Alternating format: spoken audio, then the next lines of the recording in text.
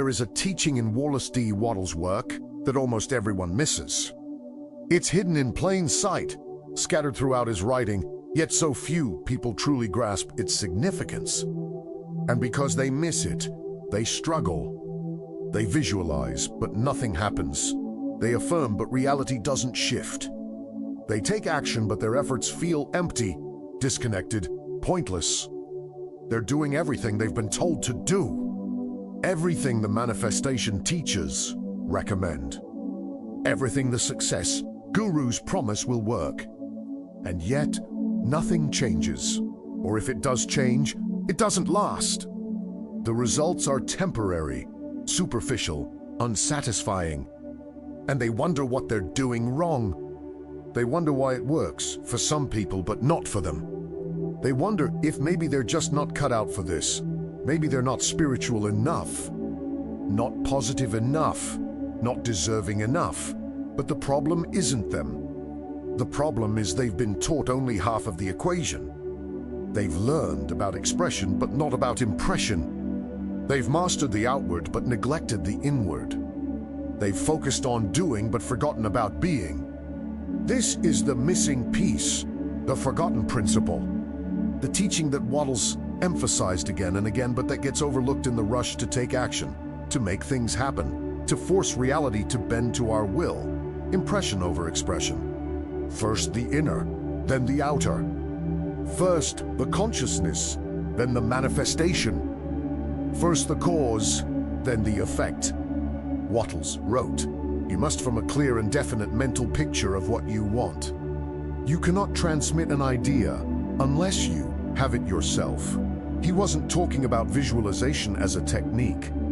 He was talking about impression as a state of being, about becoming impressed with the reality you wish to create before you attempt to express it into physical form. Most people get this backwards. They try to express before they impress.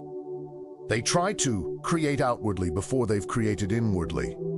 They try to manifest in the physical before they've manifested in consciousness. And it doesn't work. It can't work. Because consciousness is primary. Consciousness is cause.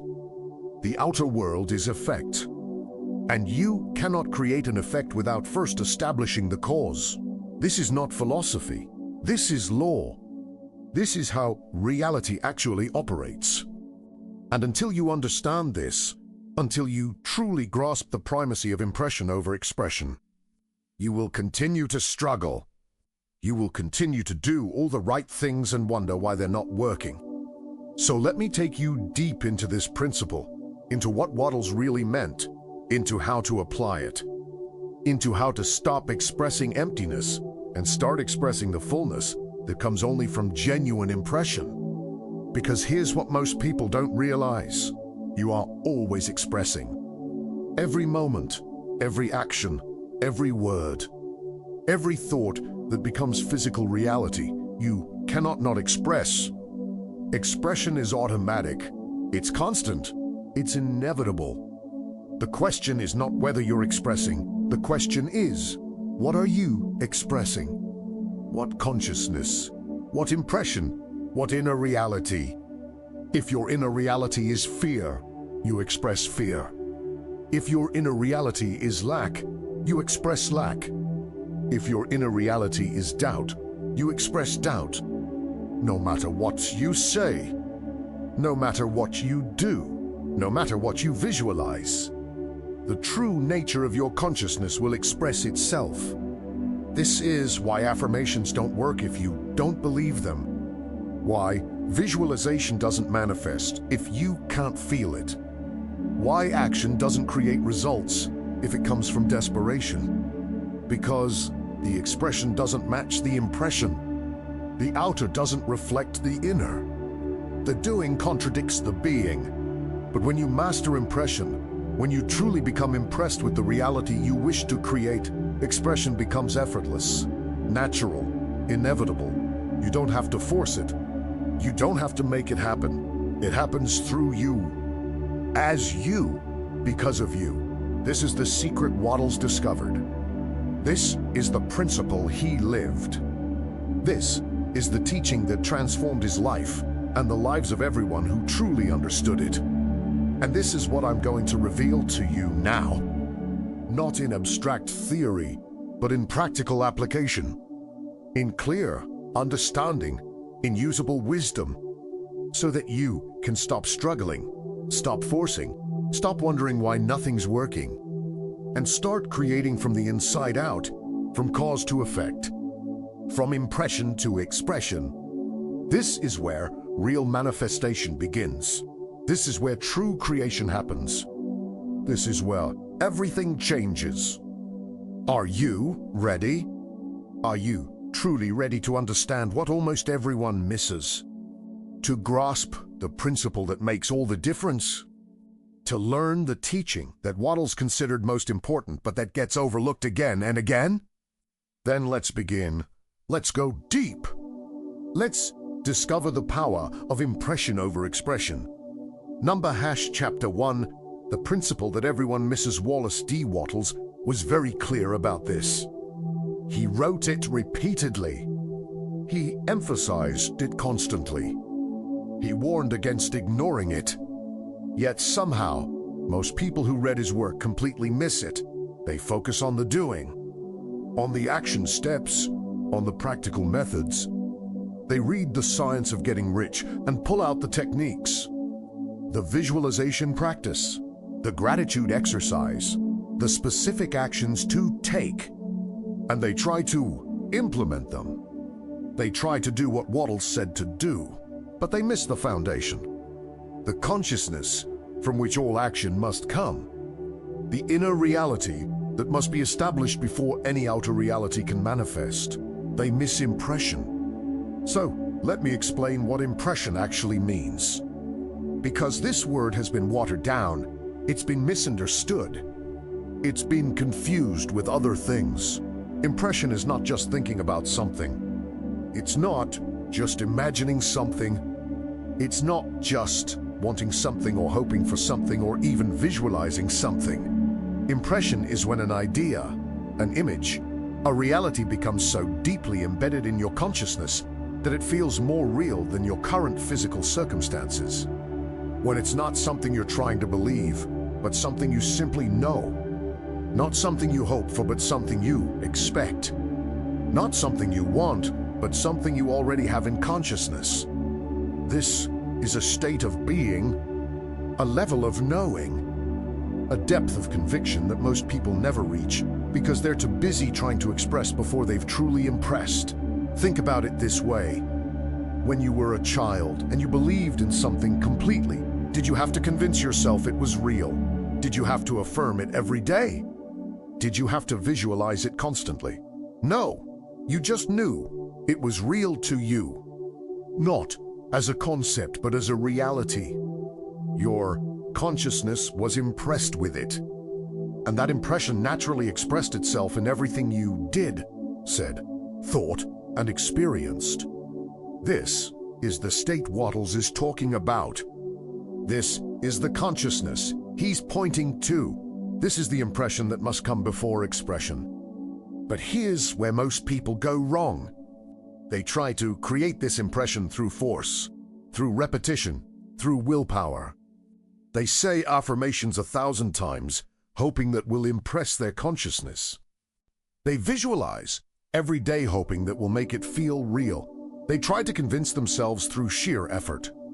And it doesn't work, because impression doesn't come through force. It comes through receptivity, through openness, through allowing, through a kind of gentle saturation rather than aggressive programming. Wattles knew this. He wrote, "You must think of the truth until you believe it, and believe it until you know it." Look at that progression. Think, believe, know. That's the journey from surface awareness to deep impression. Most people get stuck at thinking. They think about what they want. They think about abundance. They think about success. But thinking alone doesn't impress consciousness. It just creates noise, mental activity, surface ripples that never penetrate to the depths where true impression happens. Some people progress to believing. They start to believe it's possible. They start to believe they can have it. They start to believe the universe will provide. And this is better. This is progress. But belief can still be fragile. It can be shaken by circumstances. It can be undermined by doubt. But knowing is different. Knowing is unshakable. Knowing is certain. Knowing is the state of consciousness where impression is complete, where the desired reality is as real to you as any physical fact, where there is no gap between what you want and what you have in consciousness. This is the state from which true expression flows. This is the consciousness that creates effortlessly. This is the impression that manifests inevitably. And here's what's crucial. You cannot fake this. You cannot pretend to know when you only believe. You cannot act as if when your consciousness hasn't truly been impressed. Because reality responds to your actual state of consciousness, not to what you're trying to project. This is why so many people fail at manifestation. They're expressing a consciousness they don't actually have. They're trying to act abundant while feeling poor. Trying to speak confidently while feeling doubtful. Trying to behave successfully while feeling like a failure. And reality mirrors back the truth of their consciousness, not the facade of their expression. Because impression always determines expression. The inner always creates the outer. The cause always produces the effect. Wattles understood this so deeply. He knew that if you try to express before you impress, you're building on sand. You're creating without foundation. You're trying to manifest from emptiness rather than from fullness. He wrote extensively about the importance of holding the vision, of maintaining the mental picture, of keeping the faith. But he wasn't talking about these as techniques or practices. He was talking about them as natural expressions of a consciousness that has been truly impressed. When you are impressed with a reality, you don't have to try to hold the vision. The vision holds you. You don't have to maintain the faith. The knowing is simply there. You don't have to keep believing. You know. This is the difference between doing and being, between technique and transformation, between trying and trusting. And this is where most teaching on manifestation goes wrong. It gives you techniques without transformation, methods without consciousness, doing without being, expression without impression. It tells you to visualize, but doesn't teach you how to become impressed. It tells you to affirm, but doesn't show you how to reach knowing. It tells you to act as if, but doesn't explain how to actually change your state of consciousness. So people end up going through the motions, performing the practices, following the steps. But nothing changes because their consciousness hasn't changed. They're still expressing lack, even while trying to express abundance. Still expressing doubt, even while trying to express faith. Still expressing fear, even while trying to express confidence. And they wonder why it's not working, why reality isn't changing, why their manifestations aren't appearing. But the answer is simple. You cannot express what you have not impressed. You cannot create outwardly what you haven't created inwardly. You cannot manifest physically what doesn't exist in consciousness. This is the law. This is the principle. This is the teaching that Wattles emphasized, but that almost everyone misses. Impression over expression, always, without exception. First the inner, then the outer. First the cause, then the effect. First the consciousness, then the manifestation. Get this right, and everything else becomes easy. Get this wrong, and nothing else works. This is the foundation, the key, the secret that makes all the difference. So the question becomes, how do you truly impress your consciousness? How do you move from thinking to believing to knowing? How do you create the inner reality that will naturally express itself as outer reality? This is what we're going to explore. This is what I'm going to show you. This is the journey we're going to take together. From surface thinking to deep impression, from trying to being, from struggling to flowing. Because when you master impression, expression takes care of itself. When your consciousness is truly transformed, your reality must transform to match. This is law. This is how it works. This is the principle that changes everything. Chapter 2. Why your visualizations aren't working. Let me tell you something that might be hard to hear, but that you need to understand. Your visualizations aren't working because you're using them wrong. Not because you're doing the technique incorrectly, but because you're approaching them from the wrong consciousness. You sit down, close your eyes, and create a mental picture of what you want. You see yourself with the money, in the relationship, living the dream life. You make it as vivid as possible. You engage all your senses. You feel the emotions. You do everything you've been told to do. And then you open your eyes, and you're back in your current reality, back in the lack, back in the struggle, back in the gap between where you are and where you want to be. And that gap feels bigger than ever because you just spent time living in the vision only to return to the reality that contradicts it. This is the problem with visualization as it's commonly taught. It creates a split, a division, a separation between the desired state and the current state, between the vision and the reality, between what you're creating in your mind and what you're experiencing in your life. And your consciousness gets confused. Part of you is trying to believe in the vision. Part of you is confronted by the physical reality. And the two don't match. The two can't coexist. The two create cognitive dissonance that undermines the very thing you're trying to create. Wattles understood this. This is why he didn't teach visualization as a standalone technique. He taught it as a natural expression of a consciousness that has already been impressed, as a way of clarifying and maintaining an inner reality that already feels true, not as a way of trying to create an inner reality that doesn't exist yet. See the difference? Most people use visualization to try to create the impression. But Wattles taught that visualization only works when the impression already exists, when your consciousness has already been transformed, when the inner reality is already established. Then visualization isn't about creating something new. It's about clarifying what already is in consciousness. It's about maintaining alignment with the reality you've already accepted as true. It's about expressing the impression that already exists. This is why Wattles emphasized so strongly the importance of gratitude, of seeing what you desire as already done, of living in the consciousness of having rather than wanting. He was teaching impression before expression. He was teaching you to establish the inner reality first. But most people skip this step.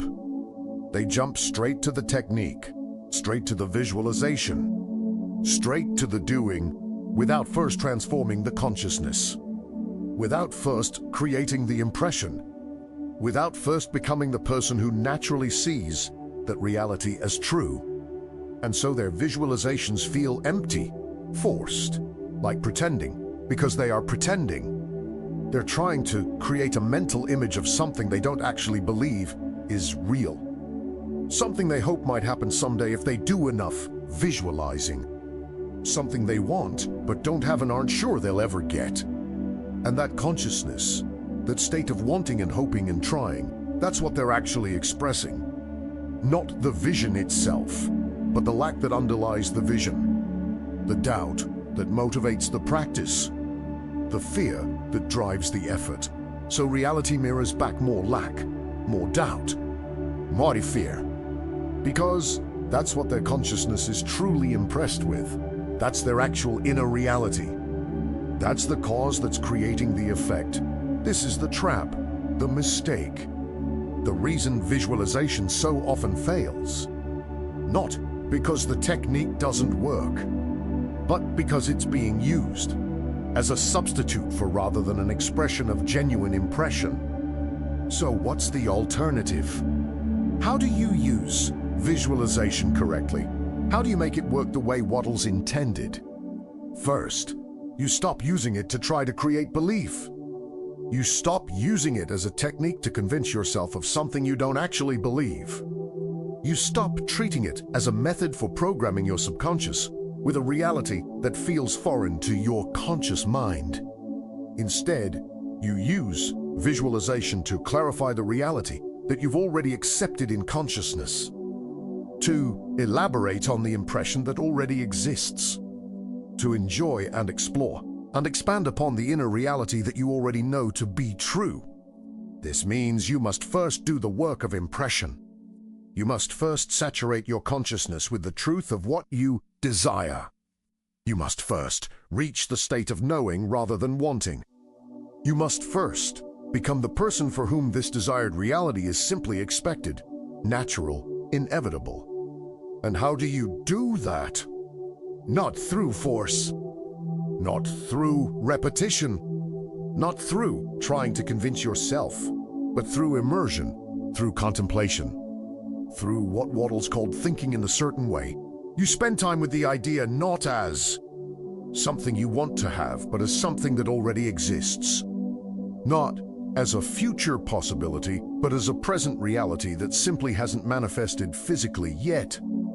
Not as something you're trying to create, but as something that already is in the formless and is simply taking time to appear in form. You think about it not with longing, but with knowing. Not with desire, but with certainty. Not with hope, but with expectation. You turn the idea over in your mind, not trying to make yourself believe it, but allowing yourself to recognize the truth of it, the inevitability of it, the doneness of it. And gradually, sometimes suddenly, sometimes in unexpected moments, the impression happens, the shift occurs, the knowing clicks into place.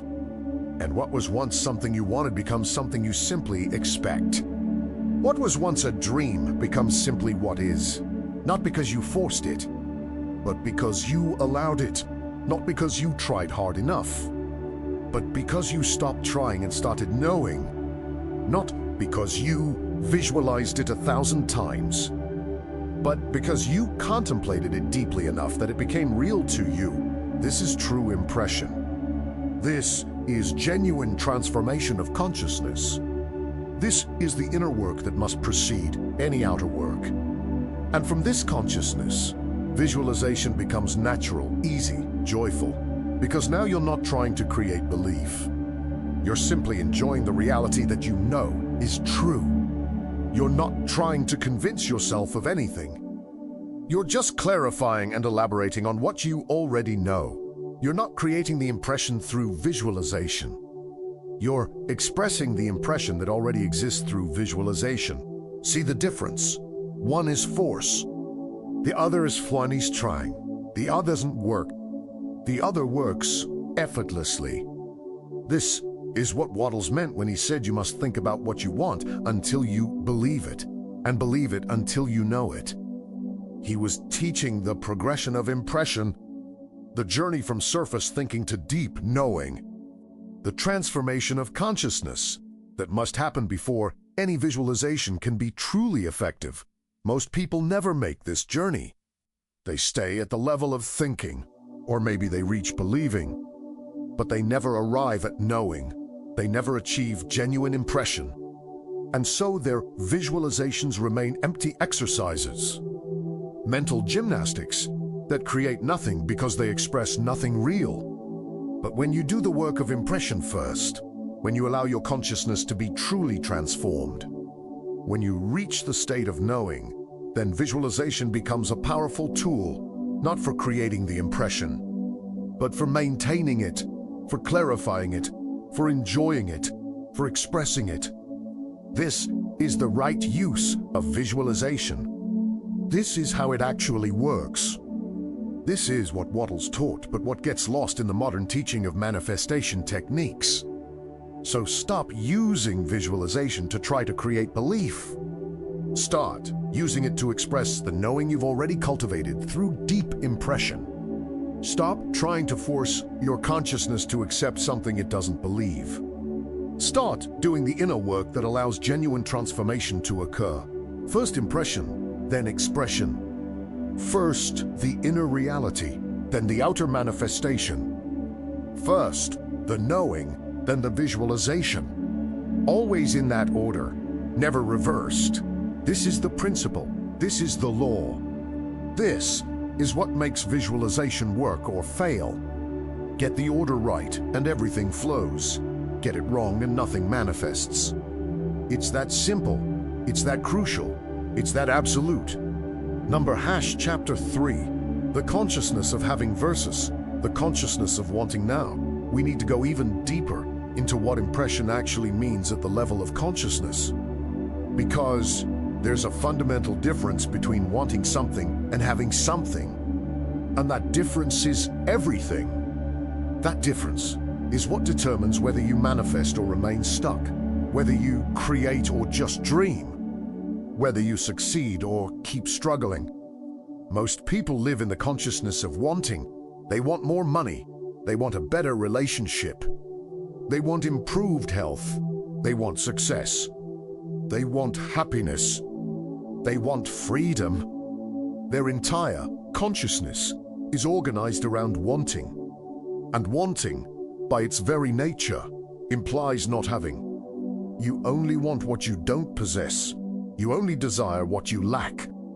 You only long for what's absent. So, the consciousness of wanting is actually the consciousness of lack, the consciousness of not having, the consciousness of absence. And what does that consciousness express? More lack, more not having, more absence. Because consciousness always expresses itself. The inner always creates the outer. What you are, in consciousness, you become an experience.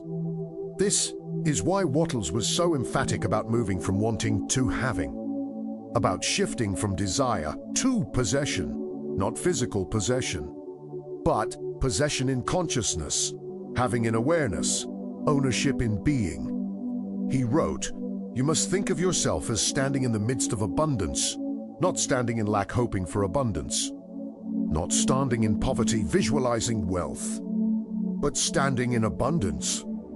Now, already, as your current state of consciousness.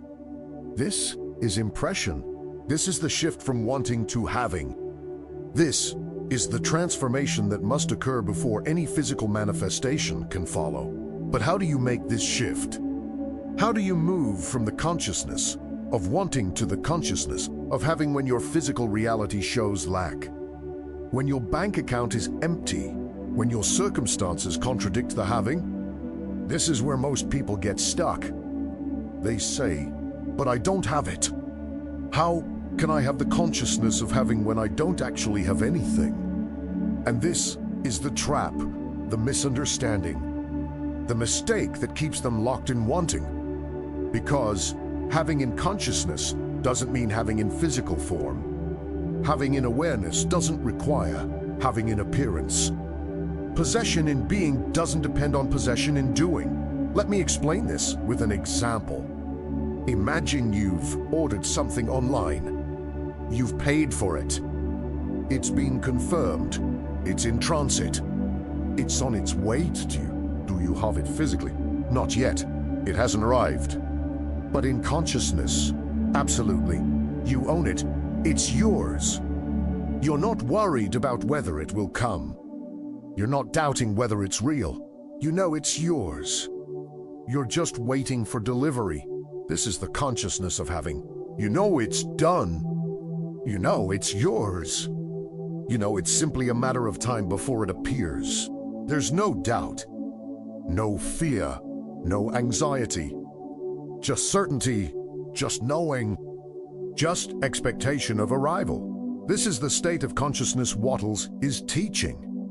This is the impression you must create, not hoping it will come, not wishing it might appear, but knowing it's already yours, already done, already on its way.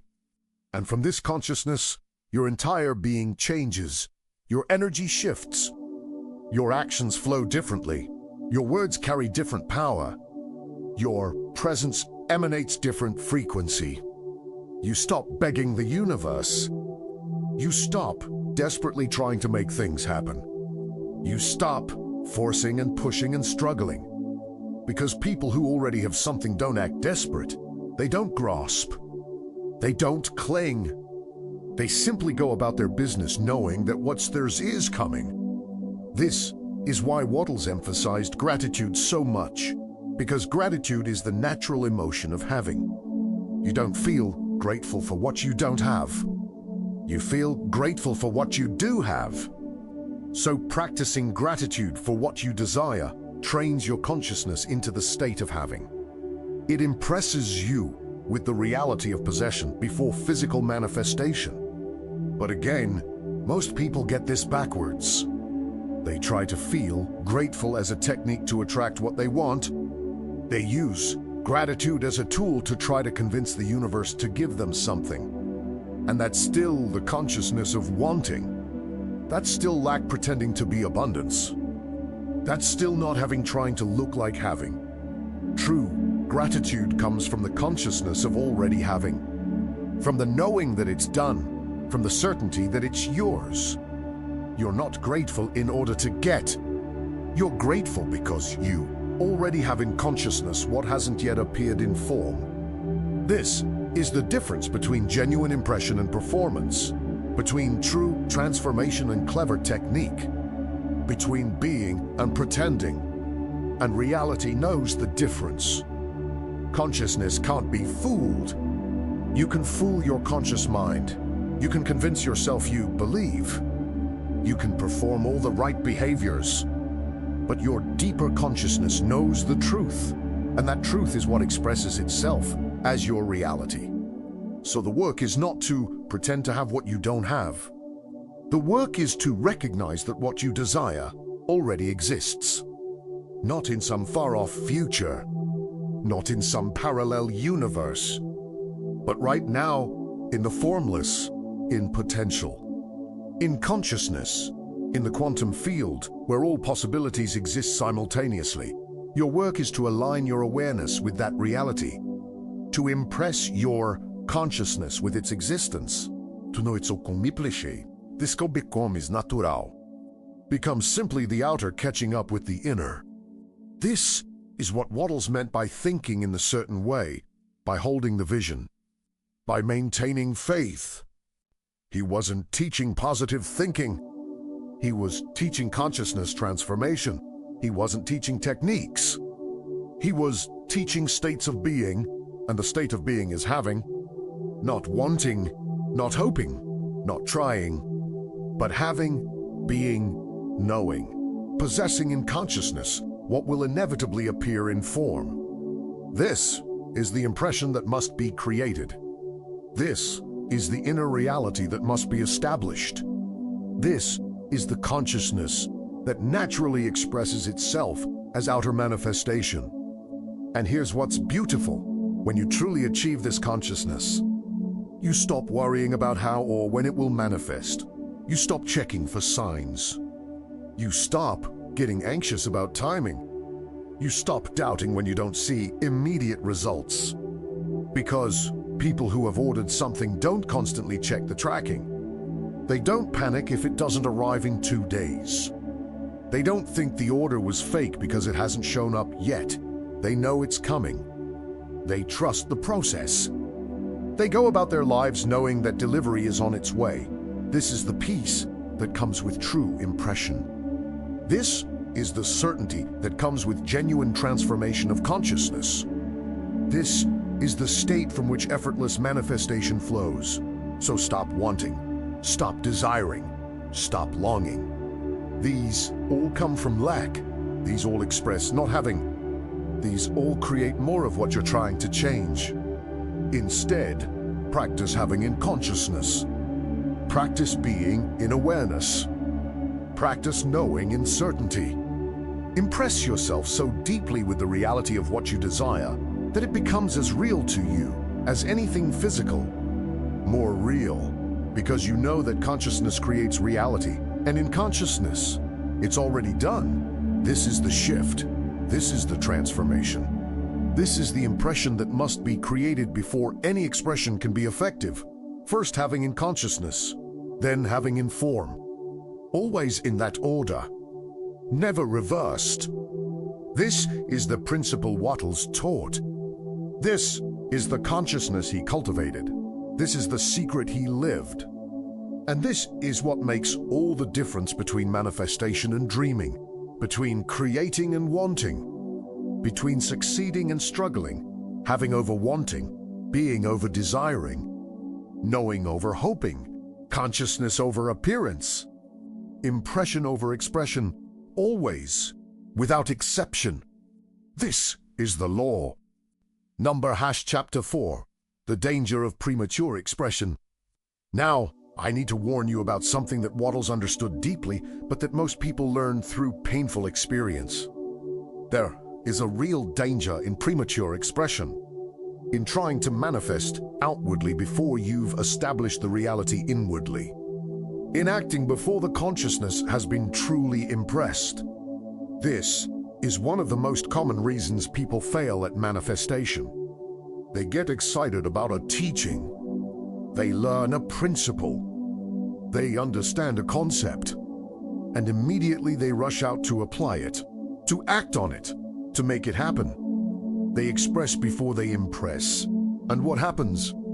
Their expression comes from the wrong consciousness, from excitement without foundation, from understanding without embodiment, from knowing the technique without knowing the truth. And reality responds not to their actions, but to their consciousness. Not to what they're trying to do, but to who they're being. Not to the expression, but to the impression underneath it. So they take action from a consciousness of lack and wonder why their actions don't create abundance.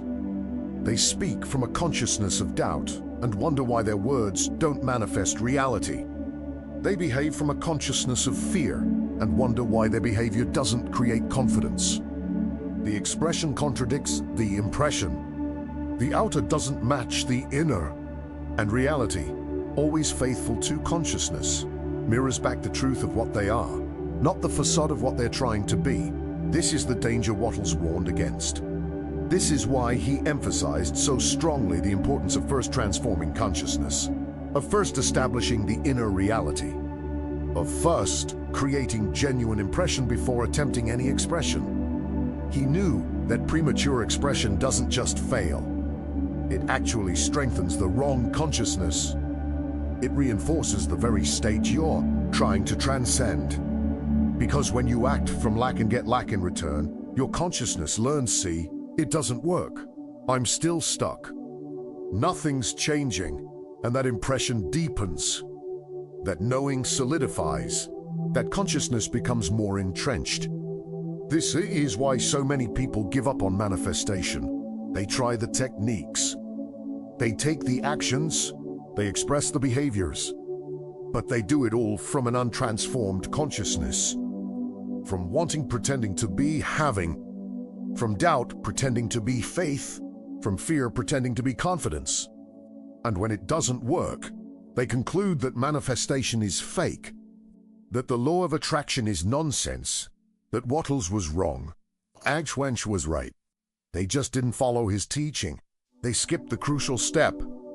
They expressed before they impressed. So let me be very clear about this. Before you take action, check your consciousness. Before you express outwardly, check what's impressed inwardly. Before you do anything physical, make sure your inner reality has been truly established. Ask yourself, am I acting from having or from wanting? Am I speaking from knowing or from hoping? Am I behaving from confidence or from fear? Am I expressing an impression that genuinely exists, or am I trying to fake it until I make it? Because faking it doesn't work.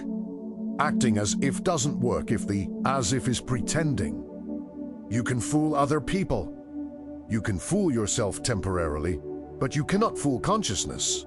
You cannot fool reality. The truth of your state will express itself no matter what you pretend. This is not to say you should wait until everything is perfect in consciousness before you act.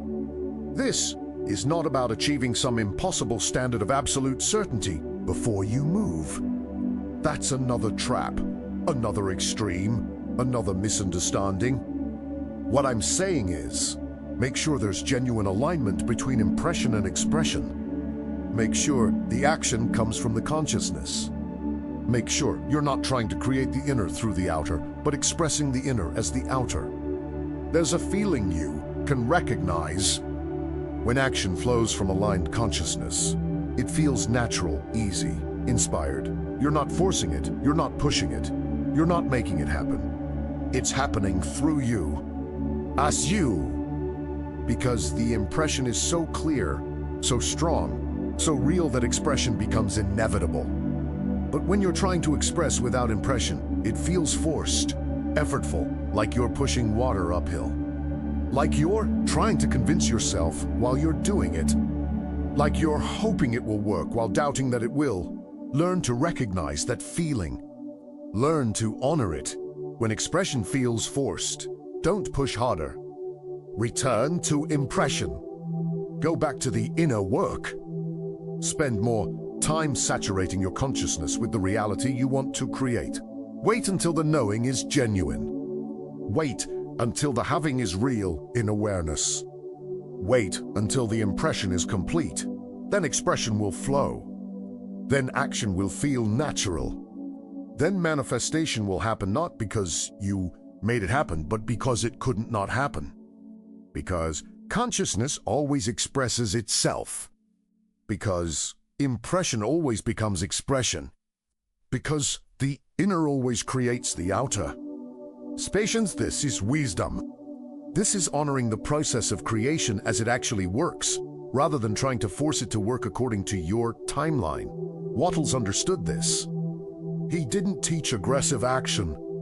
He didn't teach desperate hustling. He didn't teach forcing things to happen. He taught efficient action from aligned consciousness. He taught inspired movement from clear impression. He taught expression as a natural overflow of a consciousness that has been truly transformed. And here's something important. Premature expression doesn't just fail to create what you want. It can actually create the opposite. Because when you act from the wrong consciousness, you send confused signals to reality. You affirm with your mouth while denying with your consciousness. You claim abundance with your words while radiating lack with your being. And reality doesn't know which to believe. So it gives you a mixture. A little bit of what you're claiming, a lot of what you're being, inconsistent results. Partial manifestation quite. Promises that seem close but never arrive. This confusion in manifestation is a sign of misalignment between impression and expression. It's evidence that you're trying to express before you've truly impressed, that you're acting from divided consciousness, that your inner and outer aren't matching. The solution is not to try harder at expression. The solution is to return to impression, to go back to the inner work, to establish clarity in consciousness before attempting clarity in action. This might feel like going backwards, like wasting time, like delaying results. But actually, it's the fastest path forward. Because action from clear consciousness creates instant results. Expression from genuine impression manifests immediately. The outer aligned with the inner has no resistance, no delay, no struggle. It's the misaligned action that wastes time. The premature expression that delays results. The forced doing that creates struggle. Because you're working against consciousness rather than from it. You're trying to create effect without cause. You're trying to manifest outer without inner. And that doesn't work. It can't work. It will never work. This is law. This is how reality operates. First cause, then effect. First impression, then expression. First the inner, then the outer. Always. Without exception. No shortcuts. No bypassing. No faking it. So be patient with the inner work. Take time with the impression. Don't rush to expression before consciousness is ready. Because when consciousness is truly ready, when impression is genuinely complete, expression happens naturally, effortlessly, inevitably. This is the path. This is the process. This is what Wattles taught. And this is what makes all the difference between struggle and flow, between forcing and allowing, between failure and success. Impression before expression, always. Let this be your guide. Let this be your standard. Let this be your practice. And watch how everything changes, how manifestation becomes easy, how creation becomes natural, how reality begins to reflect the truth of your consciousness without resistance, without delay, without struggle.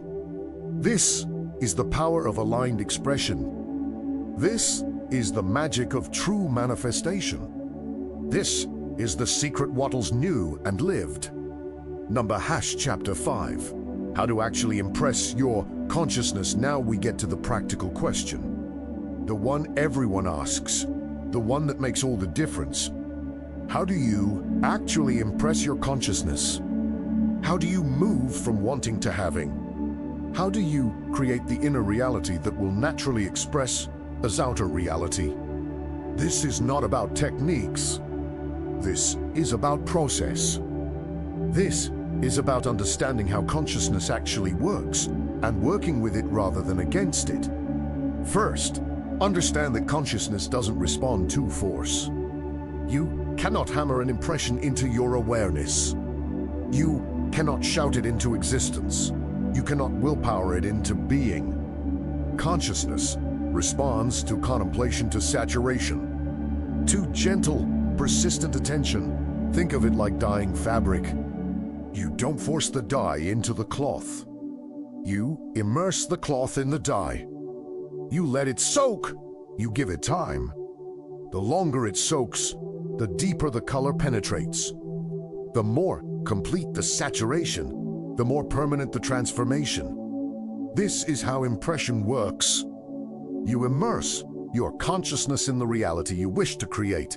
You soaking it, you let it penetrate. You give it time to saturate every level of your being. And how do you do this? Through contemplation. Through what Wattles called thinking in the certain way. Through sustained attention to the truth of what you're creating, but not desperate attention, not anxious attention. Not the kind of thinking that's actually worrying disguised as visualization. I'm talking about relaxed, confident, exploratory contemplation. The kind of thinking that enjoys the reality you're considering, that explores it, that becomes familiar with it. You sit quietly and you think about the reality you wish to create, not as something far away, not as something you hope might happen someday, but as something that already exists in the formless, as something that is already done in consciousness, as something that is simply waiting to take physical form. And you explore this reality. What does it feel like? What does it look like? What are its qualities? What are its implications? How does it change your daily experience? How does it shift your perspective? How does it transform who you are? You're not trying to convince yourself of anything. You're not trying to force belief. You're simply spending time with this reality, getting to know it, becoming familiar with it, letting it become natural to you. This is very different from visualization as it's usually taught. Visualization often feels like work, like something you have to do, like a technique you perform. But contemplation feels like enjoyment, like exploration, like play. You're not creating anything. You're discovering something that already exists. You're not making yourself believe something false. You're recognizing something true that you've been overlooking. And as you do this, something shifts, gradually, sometimes so subtly you don't notice it happening. The reality stops feeling like a fantasy and starts feeling like a fact. It stops being something you want and becomes something you expect. It stops being a dream and becomes simply what is. This is impression happening. This is consciousness being transformed. This is the inner reality being established. But there's another crucial element to this process. And this is where most people miss it completely.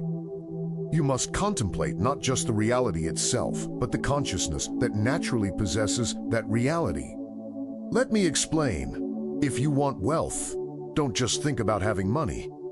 Think about being the kind of person who naturally has wealth. What is their consciousness like? How do they see the world? How do they relate to money? How do they make decisions? How do they carry themselves?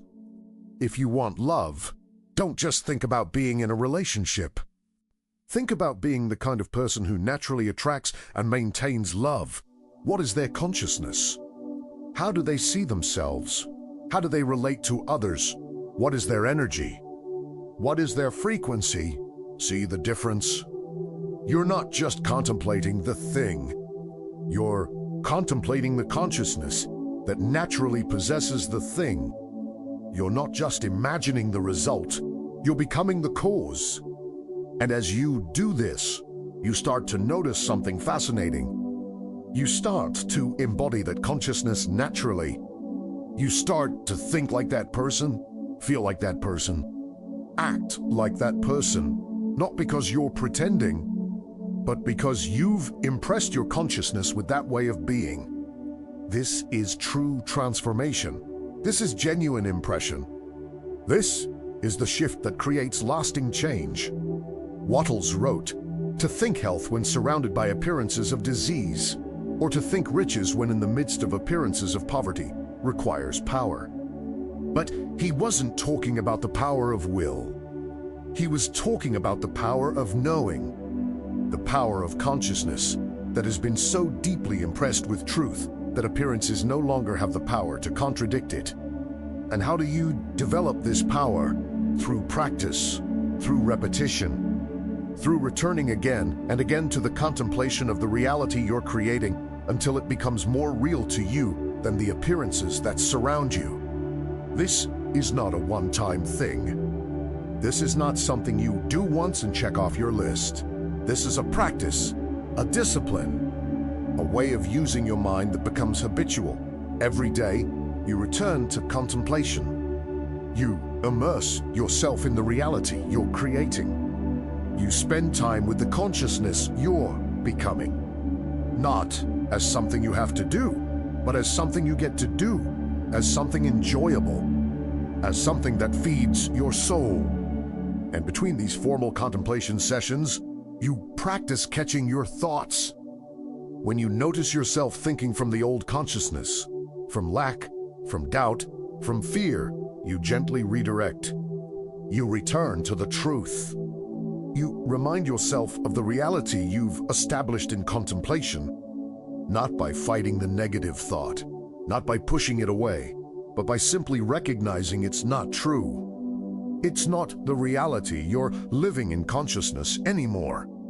It's just an old pattern, an echo, a habit that no longer serves you. And you return to the impressed consciousness, to the knowing, to the having, to the being, again and again, patiently, persistently, lovingly. This is the practice. This is the process. This is how impression actually happens. But there's something else that's crucial. You must also remove contradictory impressions. You must clear out the old programming that contradicts the new reality you're creating. This is where most manifestation teaching falls short. It tells you what to think, but not what to stop thinking. It tells you what to visualize, but not what to stop seeing. It tells you what to believe, but not what to stop believing. But consciousness doesn't work like that. You can't just add a new impression on top of old contradictory impressions and expect the new one to dominate. The old impressions will undermine the new. They'll create conflict. They'll dilute the power of what you're trying to create. So you must identify the beliefs, the assumptions, the habitual thoughts that contradict the reality you're creating. And you must release them, not by fighting them, not by trying to suppress them, but by recognizing they're not true. They're not reality. They're just old programming. When you notice yourself thinking I can't afford that, you recognize that's old programming. That's not the consciousness I'm cultivating. In the reality, I'm living in consciousness. Abundance is natural. Money flows easily. I am wealthy. When you catch yourself thinking I'm not good enough, you recognize that's old conditioning. That's not who I am anymore. In the reality, I'm worthy. I'm valuable, I am. This isn't positive thinking. This isn't affirmations. This is recognizing truth and releasing falsehood. This is clearing space in consciousness for the new impression to take root deeply. And as you do this, as you combine contemplation with clearing, as you add new impressions while releasing old ones, something powerful happens. The new consciousness becomes established. The impression becomes complete. The transformation becomes real.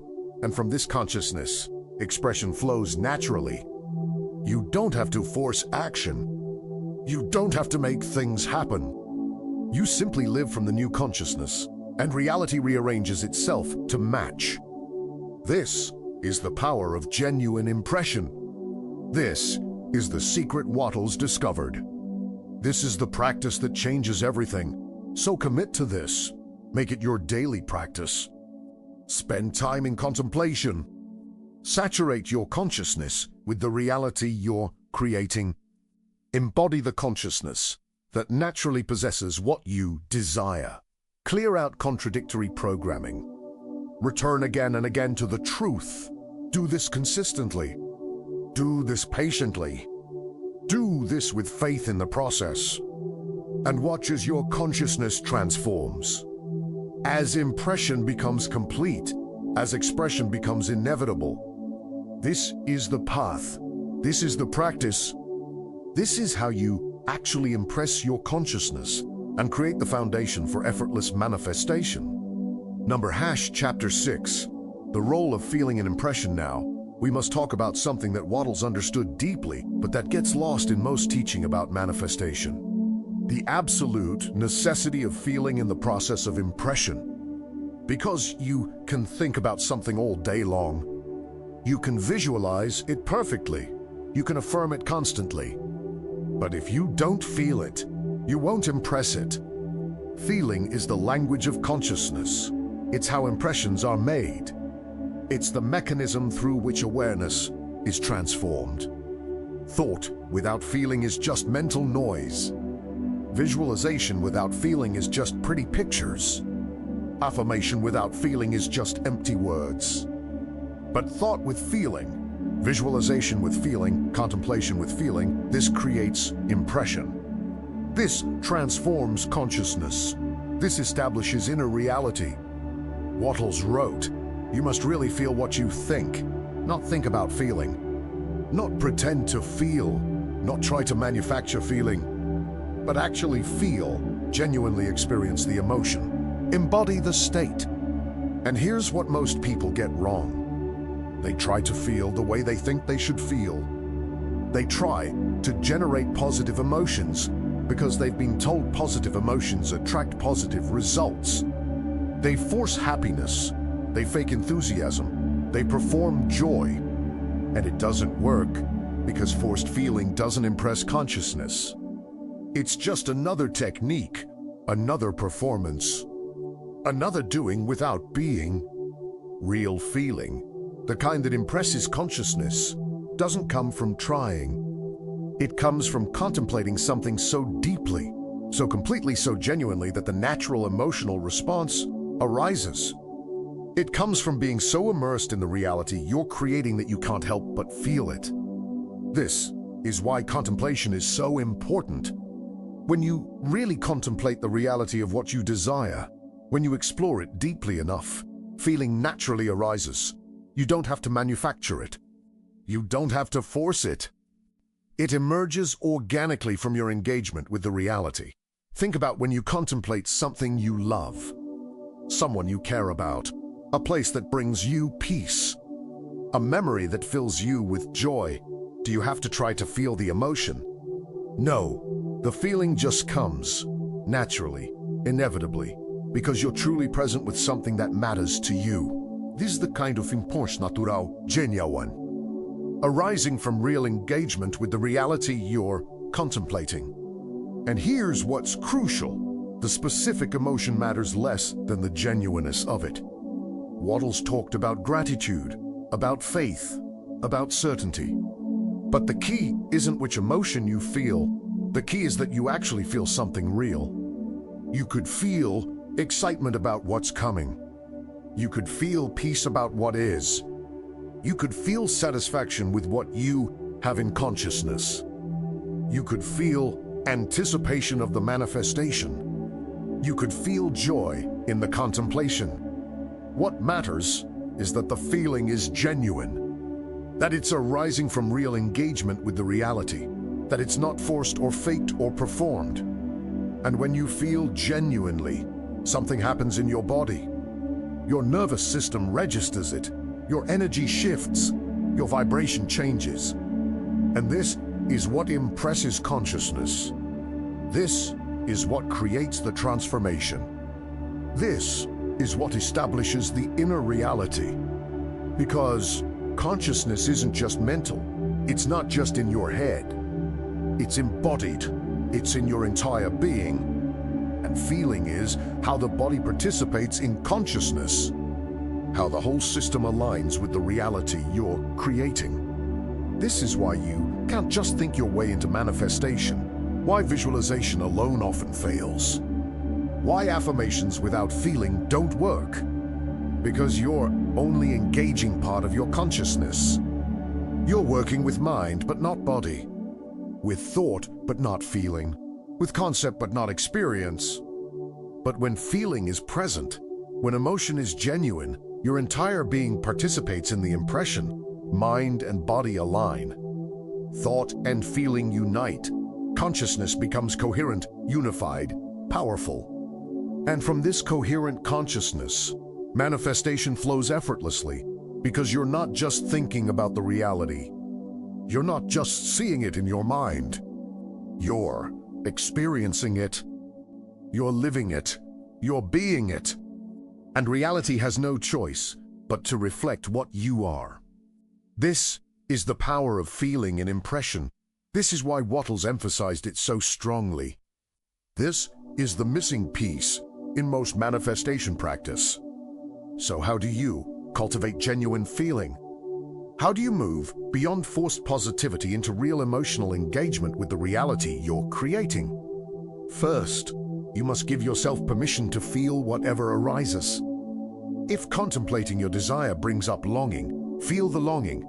If it brings up doubt, feel the doubt. If it brings up fear. Don't chase these feelings. Don't push them away. Don't try to replace them with better feelings.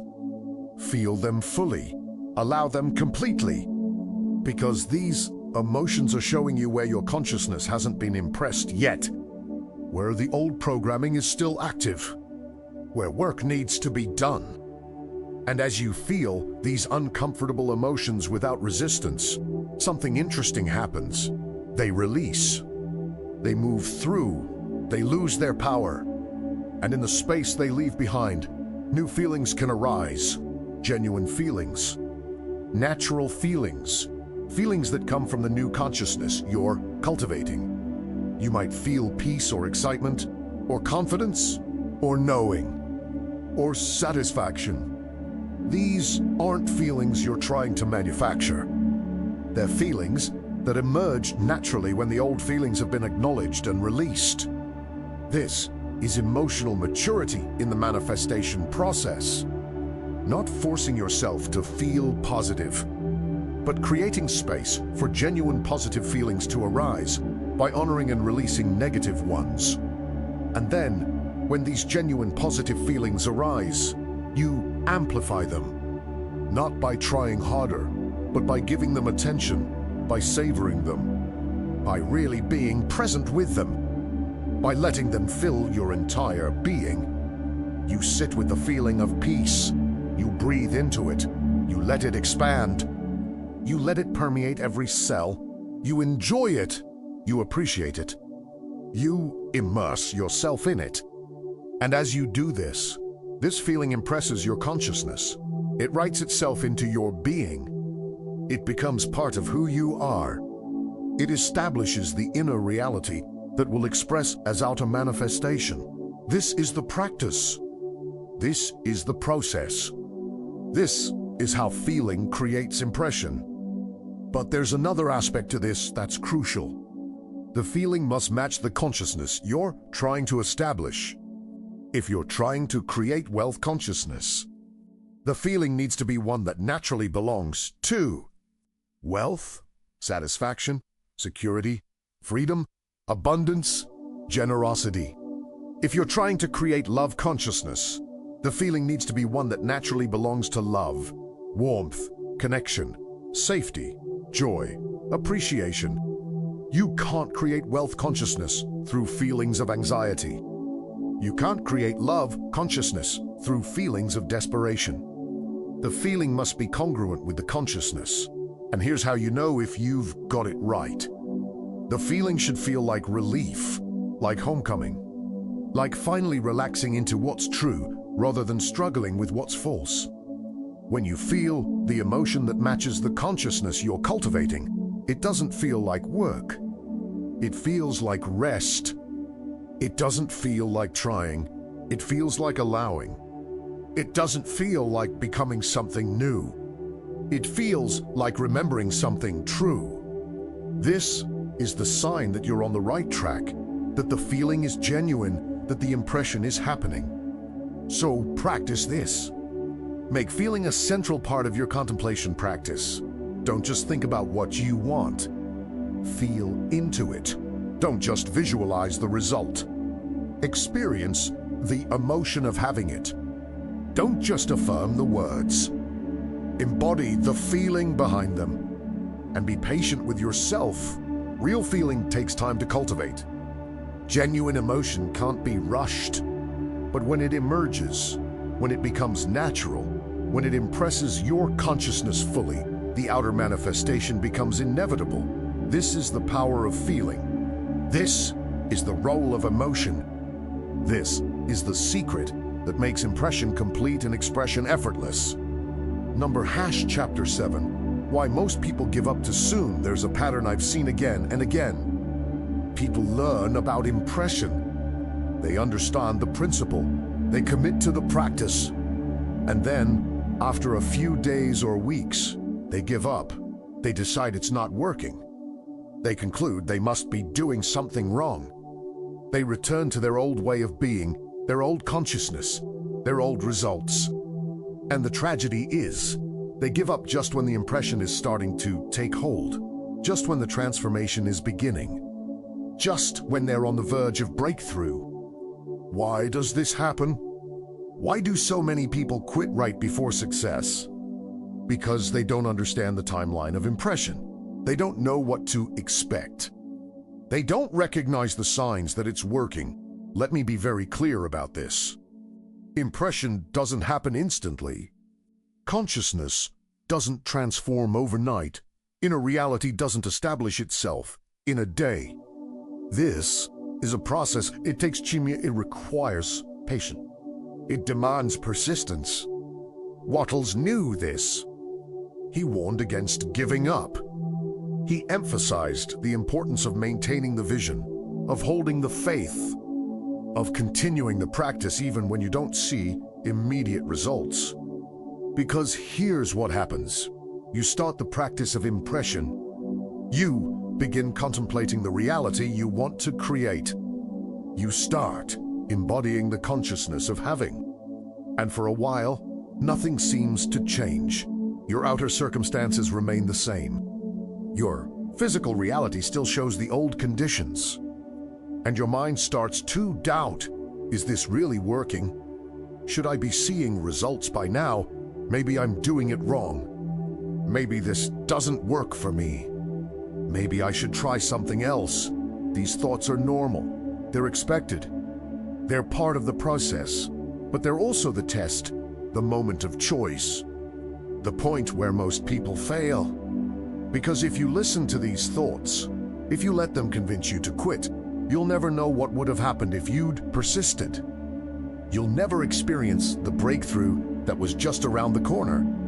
You'll never see the manifestation that was just beginning to form. But if you recognize these thoughts for what they are, just the old consciousness resisting the new, just the familiar patterns fighting for survival, just the ego uncomfortable with change, and you continue anyway, you push through to the other side.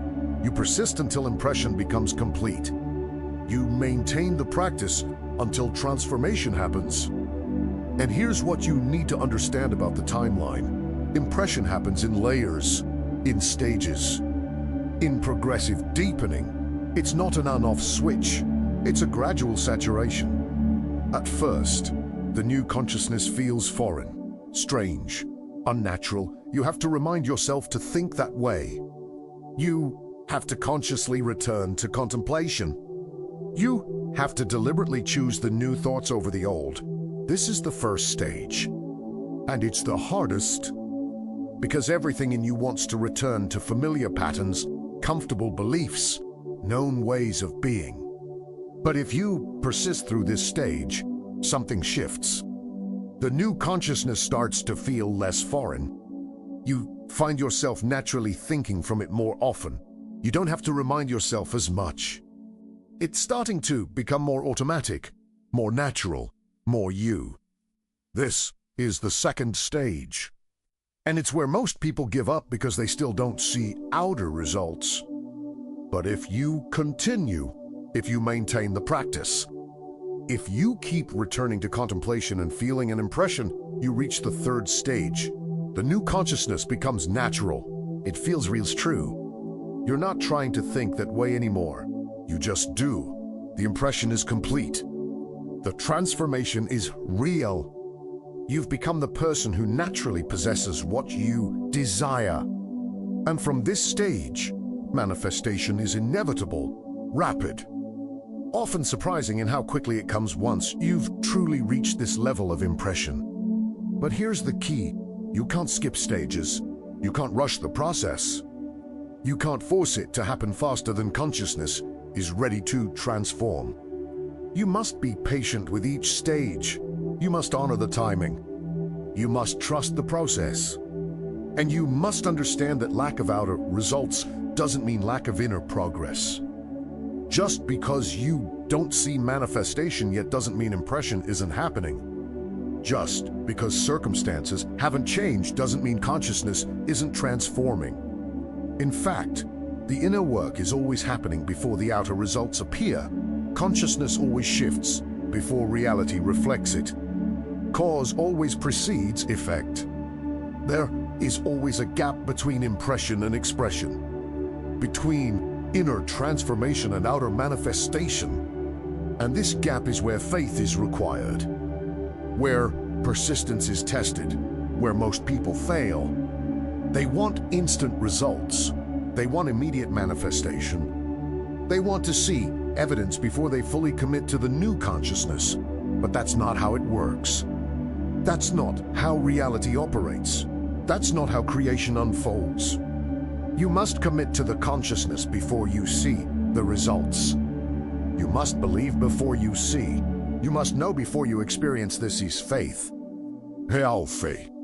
Not hoping something might work, but trusting the process completely even when you can't see the evidence yet. Wattles wrote about this extensively.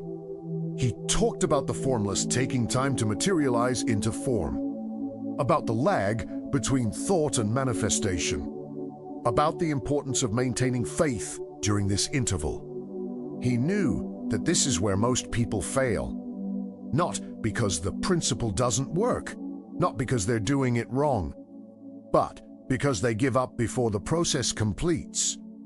They quit before impression has time to fully establish itself. They abandon the practice just before breakthrough. And then they say manifestation doesn't work. They say Wattles was wrong. They say it's all just wishful thinking. Why not actually they've just never persisted long enough. They never trusted the process completely.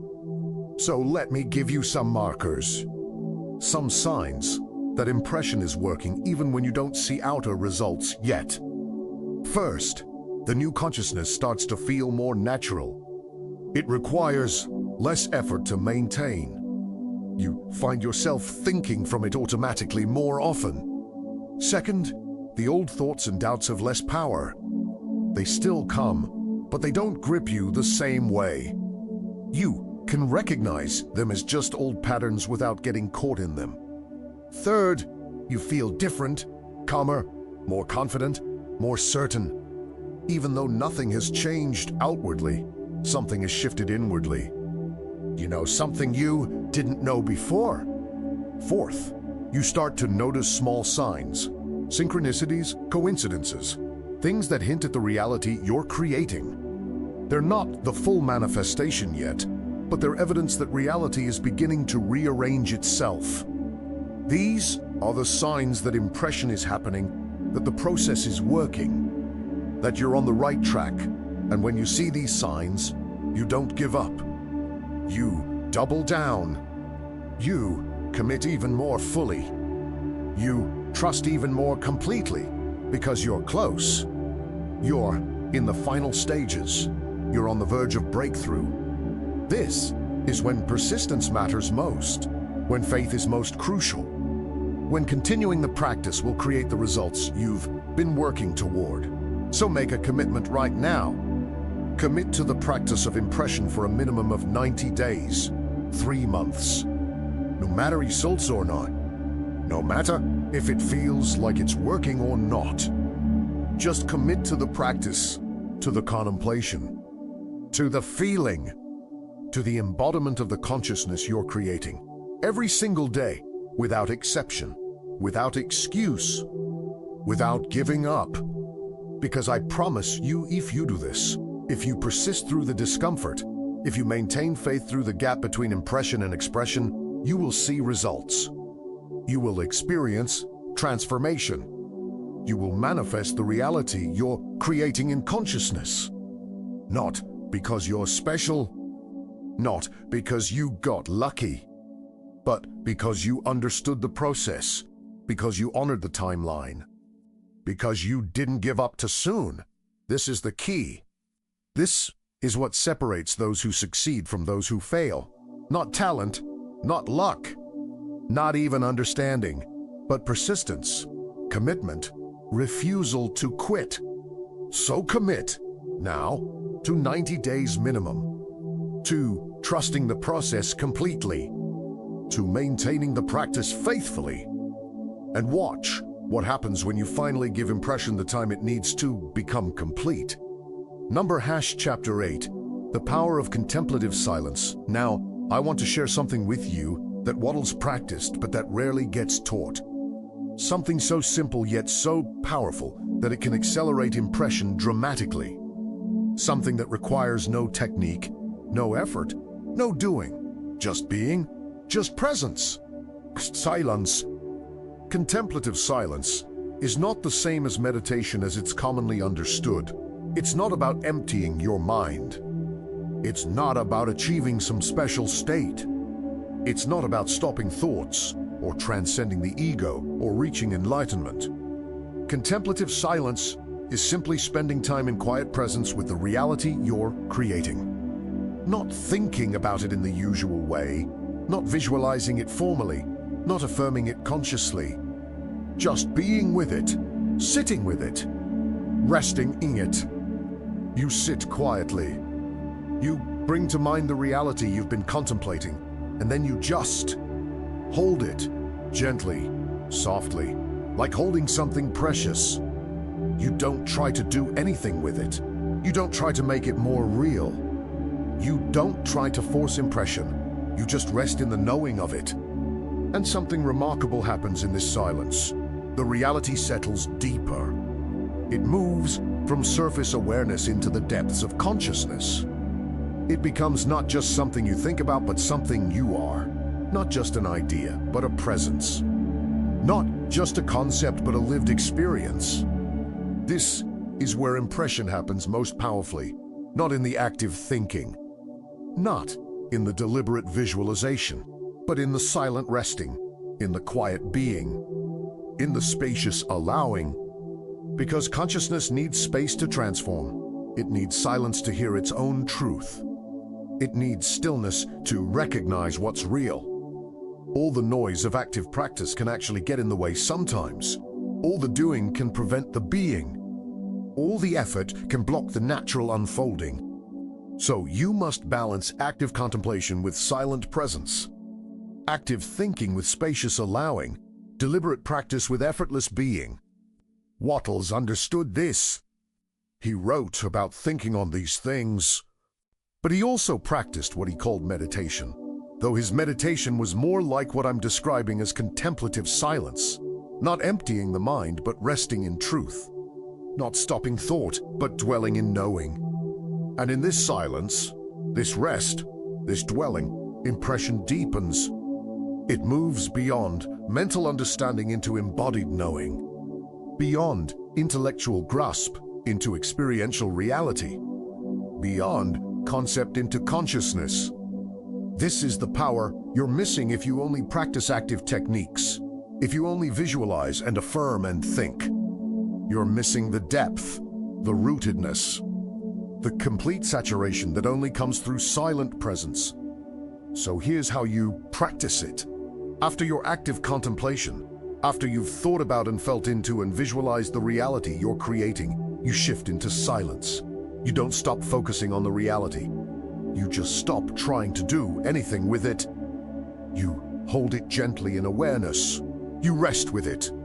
You let it be, and you let yourself be with it. No effort, no trying, no forcing, just quiet presence, just silent knowing, just resting in what is true in consciousness, even if it hasn't manifested physically yet, and you stay here for as long as feels natural.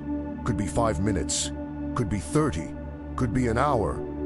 The duration matters less than the quality of presence, the depth of rest, the completeness of allowing. And in this silence, you might notice thoughts arise, doubts, questions, distractions. You don't fight them. You don't push them away. You just notice them, acknowledge them, and gently return to the silent presence with your desired reality. It's like tuning a radio. The static comes. You don't get upset about it. You don't try to destroy it. You just keep adjusting the dial back to the clear signal, back to the truth, back to the knowing. And gradually, sometimes suddenly, the static fades. The doubts quiet. The distractions lose their power. And all that remains is the clear, certain knowing of the reality you're living in consciousness. This is deep impression. This is transformation at the core. This is the shift that creates inevitable manifestation. And here's what's beautiful. You can practice this anywhere, anytime. You don't need special conditions. You don't need a meditation cushion. You don't need incense or music or perfect quiet. You can practice contemplative silence while walking, while sitting in traffic, while waiting in line, while lying in bed before sleep. Any moment can become a moment of silent presence with the reality you're creating. Just bring it to mind. Hold it gently, rest with it, and let the silence do its work. This is the practice that accelerates impression beyond anything else. This is the secret that takes manifestation from surface level to deep transformation. This is the key that most people never discover. So add this to your practice. After contemplation, rest in silence. After visualization, dwell in presence. After feeling, simply be. And let the power of contemplative silence complete the work of impression. Chapter 9. The test of impression when circumstances contradict. Now we come to the real test. The moment that reveals whether impression has truly happened or whether it's still just surface belief. The moment when your outer circumstances directly contradict the inner reality you've been cultivating. This is inevitable. What'll happen? You'll be working on impressing your consciousness with wealth, and a bill will come you can't pay. You'll be embodying health consciousness, and symptoms will appear. You'll be living in love consciousness, and conflict will arise in your relationship. And in that moment, everything hangs in the balance. Your response, So that contradiction will either deepen the impression or destroy it. Will either strengthen your new consciousness or collapse you back into the old. Because here's what most people do. They see the contradiction and they panic. They think, see, it's not working. I'm still poor. I'm still sick. I'm still alone. Nothing's changed. And they abandon the new consciousness. They return to the old. They let the outer appearance override the inner reality. And in that moment, they lose everything. All the work of impression is undone. All the transformation is reversed. All the progress is lost. Because they believed the appearance more than the truth. They trusted the outer more than the inner. They let circumstances determine consciousness, instead of letting consciousness determine circumstances. But this is exactly backwards. This is giving power to effect instead of cause. This is treating the symptom as if it's the disease. This is forgetting the fundamental principle. Consciousness creates reality, not the other way around.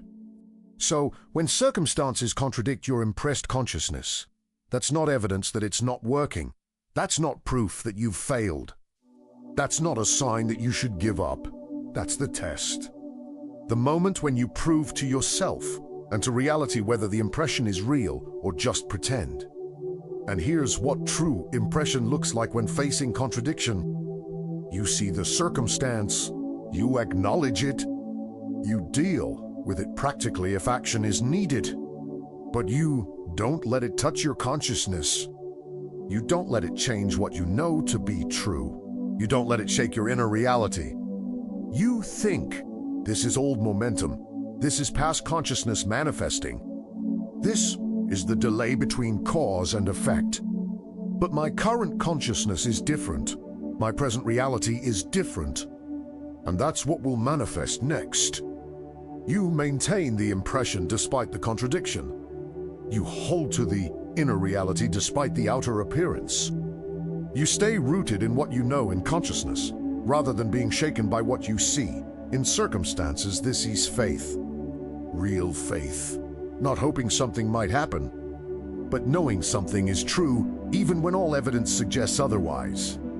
Not wishing circumstances would change, but being so certain of consciousness that you know circumstances must change. Wattles was clear about this. He said you must think of yourself as standing in the midst of abundance, even when surrounded by appearances of poverty. You must think of yourself as healthy even when symptoms of disease are present. You must hold to the vision even when current reality contradicts it completely.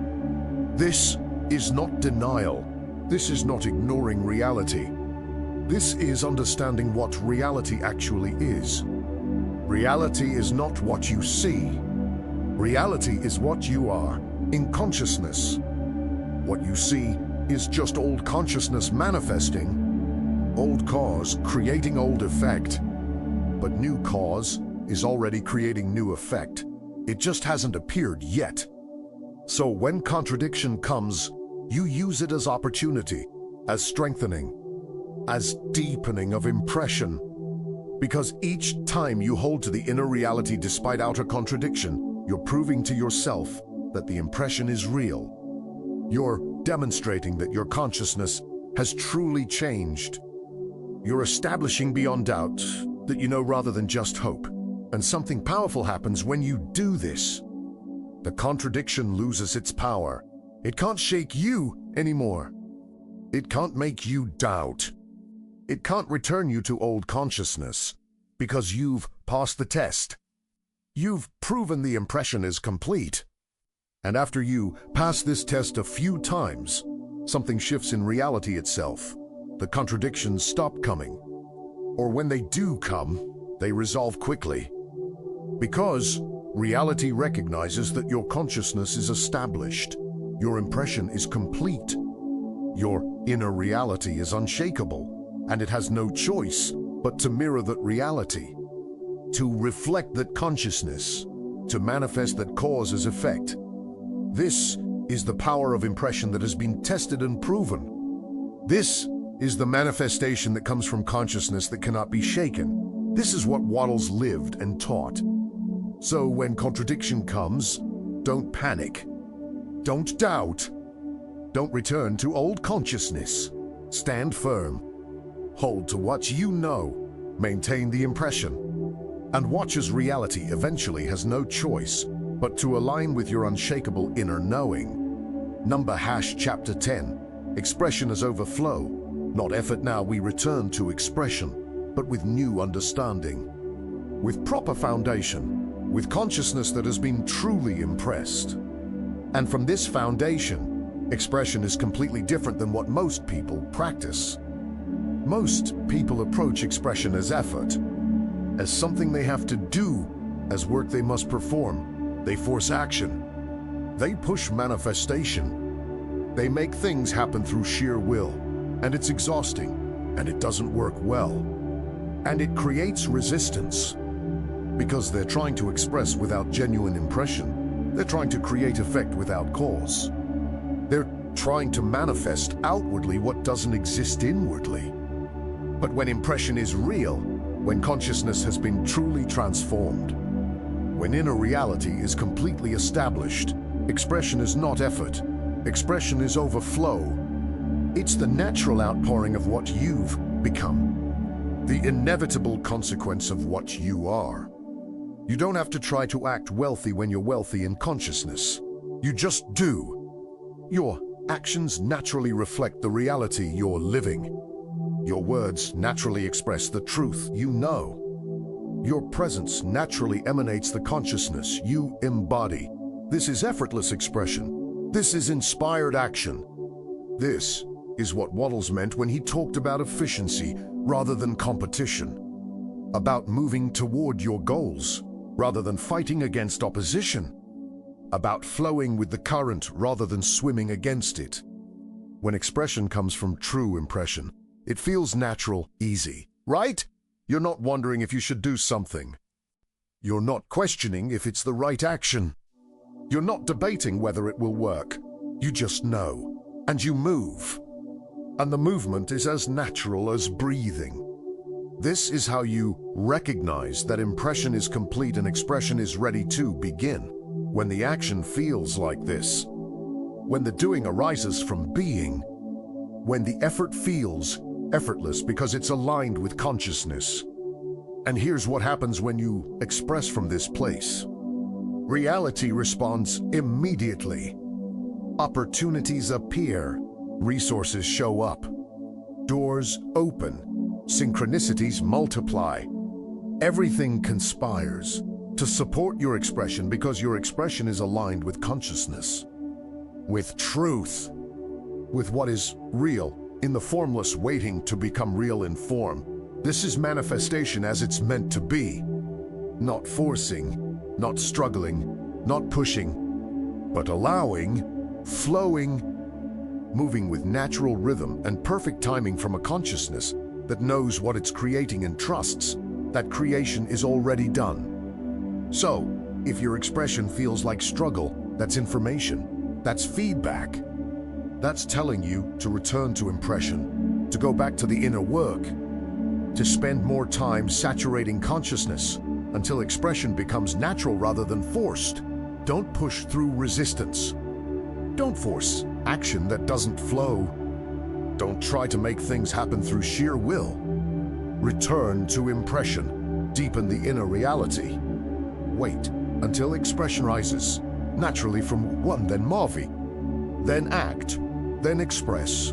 Not because you have to, but because you can't not. Because the impression is so full that it must overflow.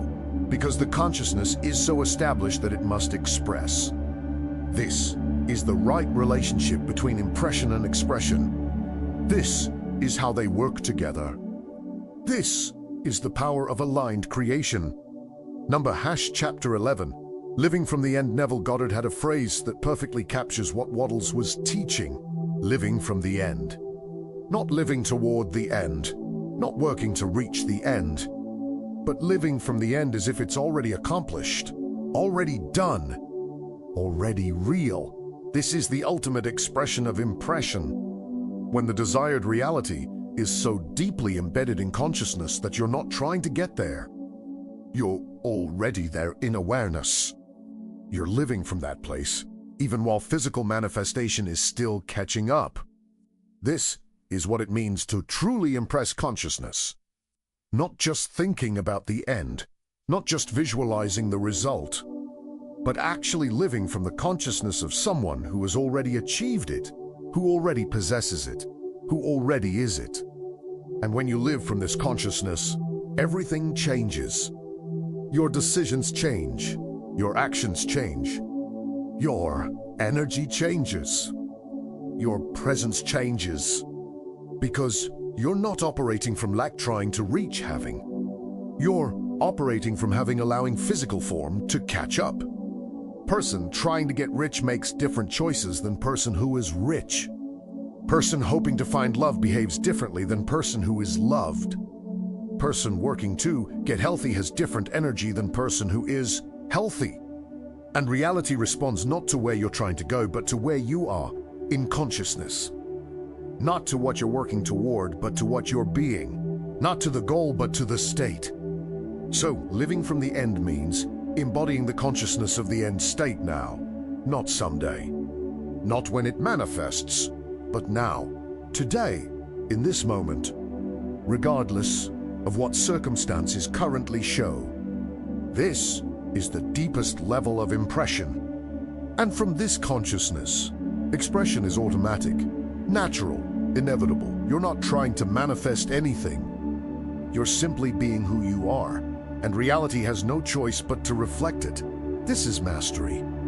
This is what Wattles lived. This is what every true teacher of manifestation has discovered. Not techniques, not methods, not trying, but being. Living from, embodying the end as present reality.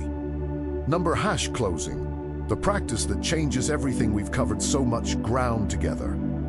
From understanding why visualizations fail to learning how impression actually works. From recognizing the danger of premature expression to discovering the power of contemplative silence. From facing contradictions with unshakable knowing to expressing from overflow rather than effort. But now comes the most important part. The part where you take everything you've learned and actually apply it, where understanding becomes practice, where knowledge becomes transformation. Because Wattles didn't just teach these principles, he lived them. He practiced them daily. He made them the foundation of his entire existence. And that's why he succeeded where so many others failed. Not because he had special gifts, not because he was lucky, but because he understood and applied the principle of impression over expression. So here's what I'm asking you to commit to. Not just intellectually agree with, not just find interesting, but actually commit to as daily practice. First, spend time every day in contemplation, not just thinking about what you want, but deeply contemplating the reality you're creating, the consciousness you're embodying, the person you're becoming. Let this reality saturate your awareness. Let it penetrate every level of your being. Second, practice feeling genuinely, not forcing emotion, but allowing real feeling to arise from your contemplation, whether it's peace or excitement or satisfaction or knowing. Let your body participate in the impression through genuine feeling. Third, add contemplative silence. After active practice, rest in silent presence with the reality you're creating. Let the silence deepen the impression beyond what active thinking can reach. Fourth, maintain impression despite contradictions. When circumstances challenge your inner reality, hold firm. Stay rooted in consciousness rather than shaken by appearances. Let each contradiction strengthen rather than weaken your knowing. Fifth, let expression flow from impression. Don't force action before consciousness is ready.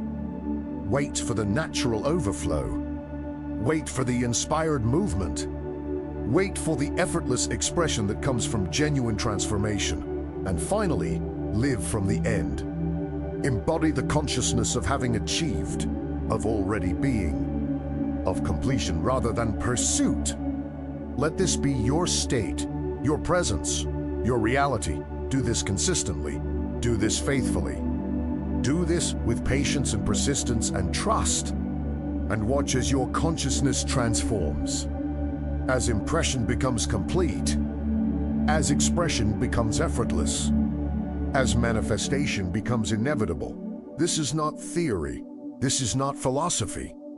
This is practical application of the most powerful principle Wallace D. Wattles discovered: impression over expression, inner over outer, consciousness over circumstances, cause over effect.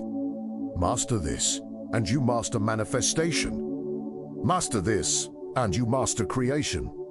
Master this, and you become the deliberate creator you were always meant to be. Not through force, not through struggle, not through trying harder, but through understanding and applying the fundamental principle that consciousness creates reality. That impression determines expression. That who you are in awareness becomes what you experience in life. This is the teaching. This is the practice. This is the path. Walk it with me. Commit to it fully. Trust it completely. And discover for yourself what Wattles discovered. What every master has known. What you are about to experience. The power of impression to transform consciousness. The power of consciousness to create reality. The power within you to manifest anything you can truly embody in awareness. It's all waiting for you, all available to you, all accessible through this simple yet profound principle. Impression over expression, always, in everything, without exception. This is how reality actually works. This is how creation truly happens. This is the secret that changes everything.